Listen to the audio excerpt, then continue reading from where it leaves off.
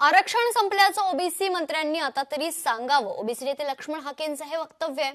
तर 1 तारखेला आम्ही काहीही झालं तरी मुंबईला जाणारच. ओबीसी नेते लक्ष्मण हाकेंनी आपला निर्धार बोलून दाखवलाय. ज्यांना ओबीसीचा फेस म्हणून, ओबीसीचे चेहरे म्हणून ज्यांना मंत्रिमंडळामध्ये स्थान घेतलंय त्यांनी बोलतं झालं पाहिजे. बोलतं व्हा तुम्ही. ओबीसी मंत्र्यांना तुम्ही बोलतं व्हा. आणि तुम्हाला बोलायचं नसेल आणि तुमचंच खरं असेल तर आम्ही खोटं बोलतोय म्हणून ते तरी सांगा ओबीसी बांधवांना.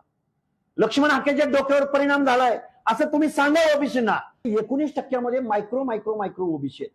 त्या 19% जर ओबीसी मराठा समाज आला तर त्या मूळ ओबीसींचं, सामाजिक दृष्ट्या मागासांचं, बलुत्या अलुत्यांचं त्यांचं काय होणार आहे मुख्यमंत्री महोदय?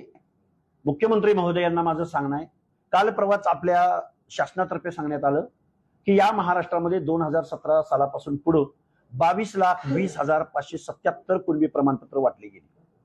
मग असं जर शासन अजेंड्यावर येऊन एका राज्यकर्त्या जमातीला, जी सुप्रीम कोर्टाच्या भाषेत बोलायचं म्हणलं तर महाराष्ट्रातली dominant caste of Maharashtra Maratha, या मराठा समाजाचं सामाजिक मागासले पण सुप्रीम कोर्टानं नाकारलं. तरी सुद्धा तुम्ही 22,20,577 प्रमाणपत्र वाटणार असाल आणि ते जर ओबीसी मध्ये समाविष्ट झालेले असतील, कसं ओबीसी टिकतो मला सांगा बरं. 1 सप्टेंबरचा मोर्चा आपण मुंबईला घेऊन जात आहोत. तो मोर्चा फक्त महाराष्ट्रातील नाही, फक्त भारत देशातील नाही, तर जगातला सर्वात मोठा मोर्चा असेल.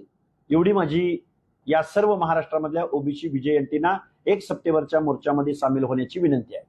1 तारखेला आम्ही निघणार, काहीही असो, आणि कुणाच्या आंदोलनाला प्रति आंदोलन म्हणून नाही निघणार. आमचं ऑलरेडी आरक्षण गेल्याची भावना महाराष्ट्रातल्या तमाम ओबीसींची झाली.